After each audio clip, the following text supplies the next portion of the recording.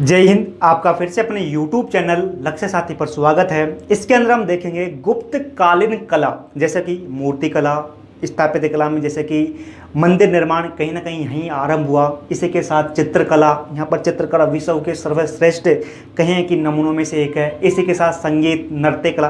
कहने का मतलब है, आपको देख कर लग रहा होगा कि यहाँ पर हम गुप्त कालीन कला देखने वाले हैं। यह हमारी प्राचीन भारतीय इतिहास पर सीरीज नंबर 87 है। इससे पहले हमने 86 टॉपिकों पर, या कहें कि इससे पहले हमारे प्राचीन भारत के इतिहास की 86 सीरीज हो गई है। ये सीरीज नंबर 87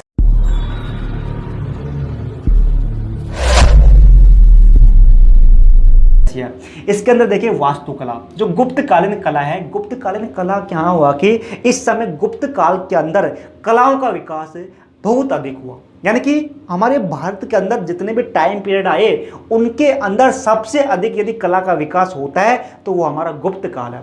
गुप्त काल के अंदर ही जो कि कहीं ना कहीं मंदिर निर्माण आरंभ होता है, या कहीं मंदिरों का निर्माण होता है। मूर्तियाँ, कहें कि मूर्तियों का यहाँ पर निर्माण बहुत अच्छी तरीके से किया जाता है। तो वास्तुकला के अंदर देखें कि जो गुप्त काल है, गुप्त काल है, इस गुप्त काल के अंदर साहित्य, गुप्त काल के अंदर साहित्य, इसी साहित्य और कलाओं का खूब विकास हुआ।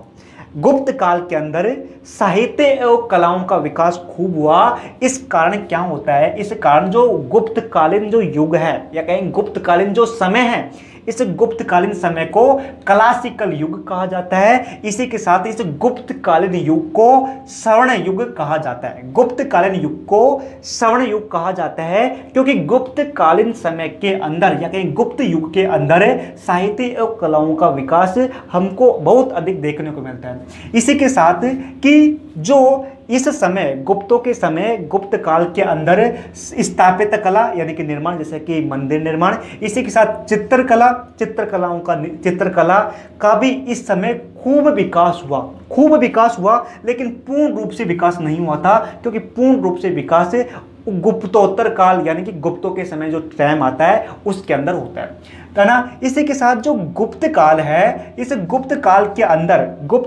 अंदर जो बिहार यानी कि बौद्धों के जो रहने के लिए जो बिहार, इसी के साथ जो मठ बनाए गए थे, वो गुप्तकालीन बिहार और मठ हमको आज भी देखने को मिलते हैं। वो अवशेष आज भी देखने को मिलता है। लेकिन दुर्भाग्यवश उस समय हिंदू मंदिर भी खूब बनाए गए थे, लेकिन जो हिंदू मंदिर है, इस हिंदू मंदिरों को अधिक अवशेष हमको नहीं देखने को मिलता है। इसका कारण यह है कि भारत के अंदर इसके बाद में बहुत विदेशी आक्रांत आए और उन्होंने मुख्य रूप से मंदिरों को नष्ट किया, जिसके कारण मंदिरों के हमको अधिक अवशेष देखने को नहीं मिलते हैं। इसी के साथ जो गुप्तकालीन मंदिर है, देखिए गुप्तकालीन मंदिर है, तो गुप्तकालीन मंदिर है ना, गुप्तकालीन मंदिरों का निर्माण पहले जो कि गुप्त काल के अंदर हमको देखने को मिलता है। मंदिर निर्माण जो कि हमको गुप्त काल के अंदर कहीं ना कहीं इसका आरंभ होता है, या कहीं कि यहीं से हमको देखने को मिलता है।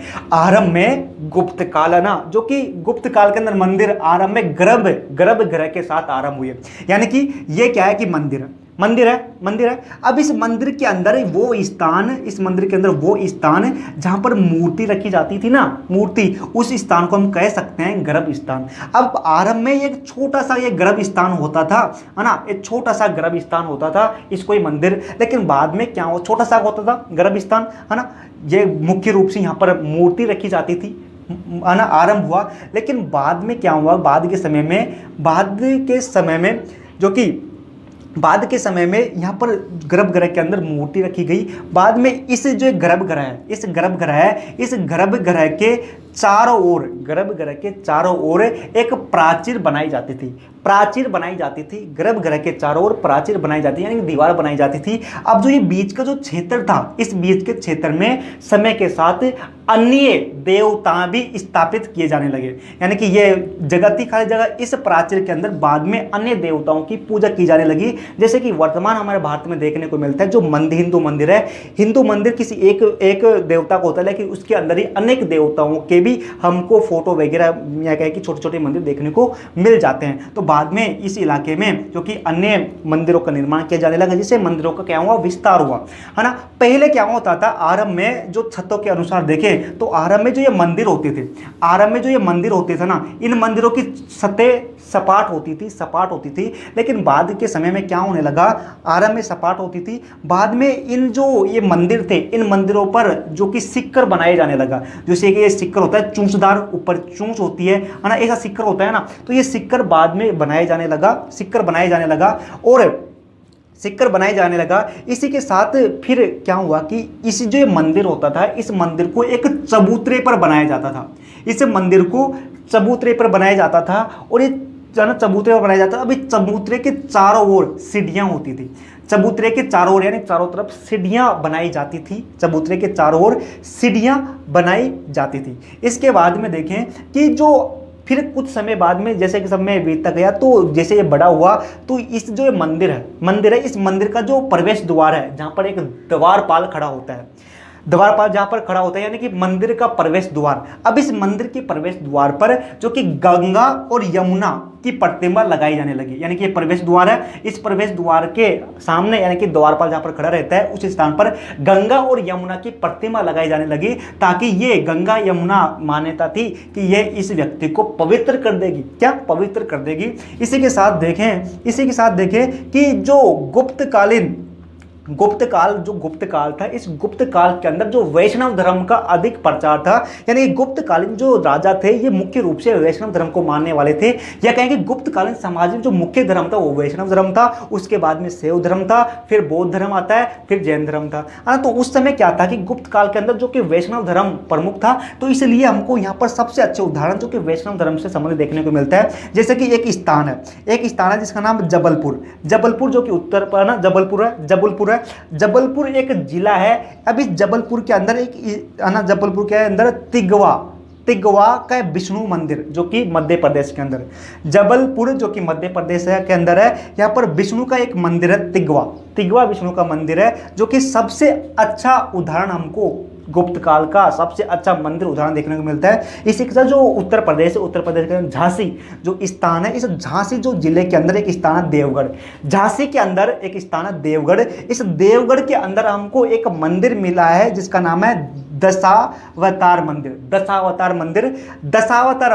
अभी जो दशावतार मंदिर है ये विष्णु का मंदिर है, वैष्णव धर्म का मंदिर है, क्योंकि उस गुप्तों के समय वैष्णव धर्म प्रमुख था।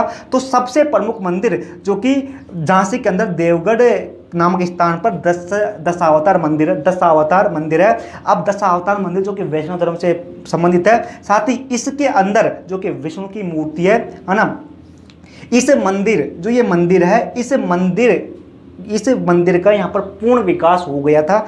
इसी के साथ जो ये मंदिर है, ये दशावतार मंदिर, ये दशावतार मंदिर का जो शीर्ष है, दशावतार मंदिर का जो शिखर है, दशावतार मंदिर का शिखर, यानी कि ये शिखर होता है ना, ये शिखर 12 मीटर ऊंचा है। और ये शिखर पहला हमको साक्ष्य मिलता है शिखरों का, जो कि मंदिरों के अंदर शिखर होते हैं, तो पहला हमको शिखर साक्ष्य यानी कि मंदिर के ऊपर शिखर बनाया गया, ऐसी जानकारी हमको दशावतार मंदिर के अंदर देखने को मिलते हैं। हमारे इतिहासकार मानते हैं कि शायद यही पहला होगा जहाँ पर शिखर बनाया गया हो। अब ये शिखरयुक्त पहला उदाहरण है। इसी के साथ देखें कि जो इसी गुप्त काल के अंदर ही हमको गंगा और यमुना को मूर्ति रूप दिया गया। गंगा यमुना जो नदियां हैं प्रमुख भारत की, अब ये नदियां पवित्र थी, इसलिए यहाँ पर गुप्त काल के अंदर इन नदियों को जो कि मनुष्य रूप दे दिया गया। इसी के साथ जो हिंदू मंदिर के अलावा हिंदू मंदिर तो बनाए गए है ना स्थापित कला में, इसके साथ जो बौद्ध विहार यानी कि बौद्धों के लिए विहार भी बनाए गए, चेते बनाए गए, बौद्ध स्तूप का निर्माण किया गया। अब जो बौद्ध मंदिर है, इन बौद्ध मंदिरों में सबसे अच्छे उदाहरण हमको महाराष्ट्र के अंदर गुफा है जिसका नाम है अजंता गुफा से हमको गुप्तकालीन जो कि बौद्ध मंदिर देखने को मिले। इसी के साथ है ना, अजंता। अब अजंता जो कि महाराष्ट्र में, अजंता महाराष्ट्र के अंदर है। इसी के साथ एक गुफा है बाघ गुफा, बाघ गुफा, बाघ गुफा जो कि मध्य प्रदेश में है। इन दोनों गुफाओं से हमको गुप्तकालीन जो कि बौद्ध मंदिर देखने को मिले हैं। इसी के साथ देखें कि अजंता है, अजंता के अंदर अनेक गुफाएं हैं, अजंता गुफाओं का समूह है। अजंता के अंदर गुफा संख्या 16, गुफा संख्या 17 और गुफा संख्या 19 गुप्त काल के अंदर ही बनाई गई थी। गुफा संख्या 16, गुफा संख्या 17, गुफा संख्या 19 माना जाता है कि इन गुफाओं का निर्माण जो कि गुप्त काल के समय ही किया गया था। इसी के साथ जो ये गुफाएं थी, इन गुफाओं के प्रवेश द्वार होते थे। इन प्रवेश द्वारों पर जो कि खड़ी और बैठी प्रतिमाएं बनाई जाती थी। इसके साथ देखिए जो गुप्त काल के अंदर एक और प्रसिद्ध कला का विकास हुआ, उसका नाम है मूर्ति कला।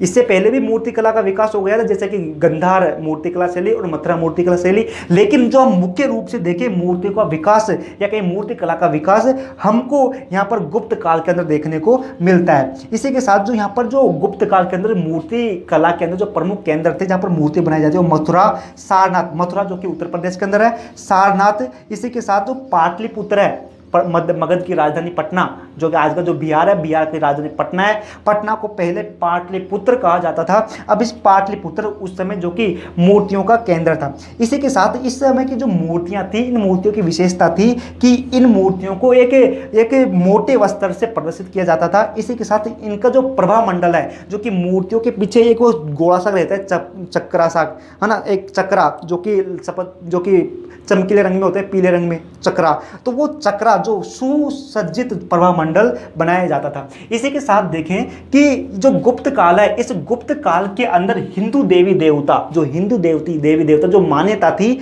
अब इस समय आते आते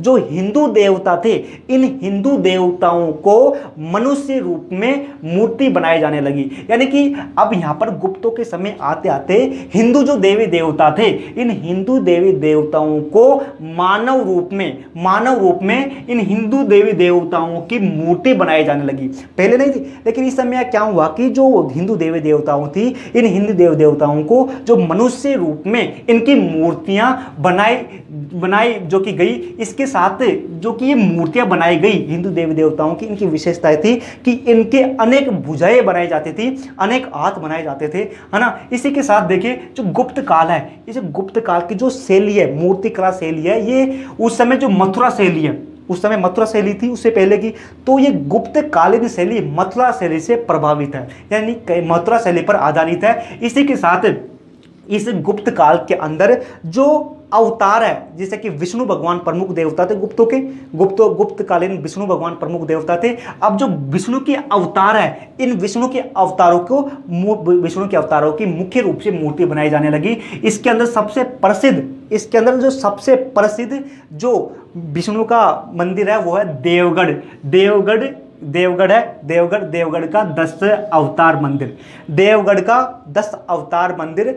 अब जो ये देवगढ़ का जो 10 अवतार मंदिर है, ये जो कि विष्णु का मंदिर है। अब जो ये विष्णु भगवान है, इस विष्णु भगवान को शेषनाग शैया पर बैठाया गया, यानी शेषनाग शैया पर लिटाया हुआ है। यानी कि हम देखते हैं कि क्या होता है कि विष्णु भगवान होते हैं, वो शेषनाग, ऊपर नाग होते हैं, बहुत सारे नाग है, नाग वहाँ पर घेरी गाड़ कर बैठा रहता है, उस पर विष्णु भगवान विराजित रहते हैं, या कहें कि वो सहन मुद्रा में सोते हुए रहते हैं वहाँ पर। तो ये ऐसी मुद्रा हमको जो ये है, यहाँ पर देवगढ़ या कहें कि 10 अवतार मंदिर, इस 10 अवतार मंदिर के अंदर हमको सर्वप्रथम देखने को मिलती है। तो कहीं ना कहीं जो ये हमारे जो देवी देवता, हिंदू धर्म के अंदर देवी देवता जो ये चित्र है, हम जैसे विष्णु भगवान का नाम लेते हैं तो विष्णु भगवान का हमारे पास चेहरा आ जाता है कि उसके पास वो इस प्रकार का है। इसी के साथ महादेव का अलग प्रकार का चेहरा आ जाता है, गणेश का अलग प्रकार का चेहरा आ जाता है। तो कहीं ना कहीं जो ये मानव रूप में ढाला गया, इन देवताओं को मानव रूप में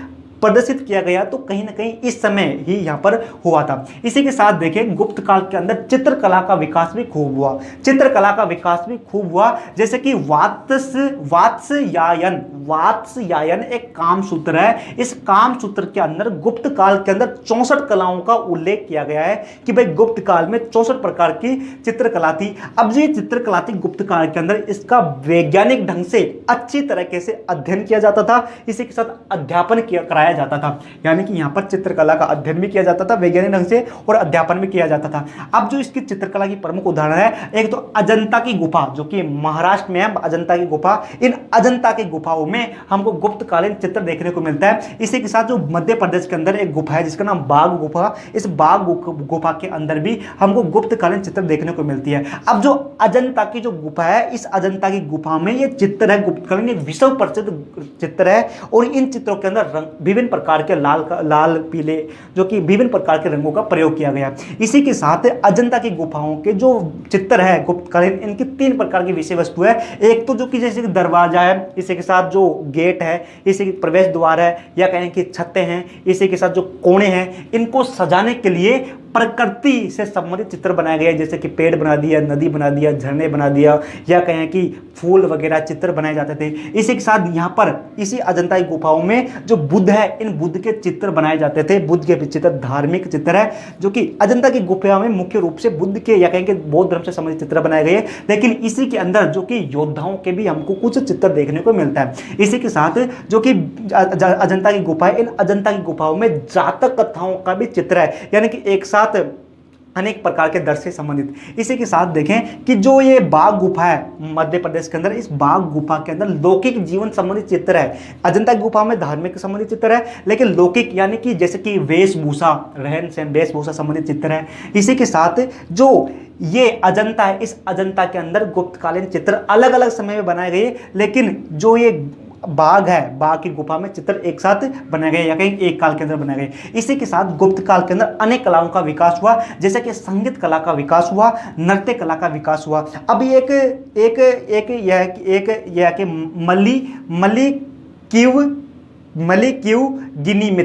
मल्लिक्यू गिनी मित्र के अनुसार जो गुप्त काल था, इस गुप्त काल के अंदर नगरों के अंदर संगीत की शिक्षा दी जाती थी। उन भवनों को कला भवन कहा जाता था। इसी के साथ इसी मालवीय गिनी-मित्र के अनुसार जो गुप्त कालीन समाज के अंदर नृत्य की शिक्षा देने वाले आचार्य भी थे। इसी के साथ अन्य प्रकार की कला, नाटक जो कि यहाँ पर उच्चतम कला मानी जाती थी, नाटक किया जाता है ना, वो कला। तो यहाँ पर हमने देखने का प्रयास किया कला। अब जो ये कला यानी कि हमने देखा ये एक हाई लेवल की कला, हाई लेवल से हमने देखने का प्रयास किया। ये कलाएं आपको सभी प्रकार की एग्जामों के लिए उपयोगी रहेगी। यानी कि ये जो लेवल है यूपीएससी लेवल का, यानी कि यूपीएससी लेवल की बुकों के द्वारा हमने आपको बताने का प्रयास किया। इसी के साथ जो हमने ये सभी जानकारी इस वीडियो के डिस्क्रिप्शन में टेलीग्राम चैनल के लिंक पर मिल जाएगी नोट्स के रूप में। इसी के साथ आप इसको यहाँ तक देख रहे हैं तो आपको ये अच्छा लगा होगा, तभी इसको आप यहाँ पर देख रहे हैं। तो इसको एक लाइक करना, लाइक करने से आपको फ़ायदा ये मिलता है कि यूट्यूब हमारे वीडियो को अन्य लोगों के पास सजेस्ट करता है। फिर मिलते हैं। जय हिंद। आपका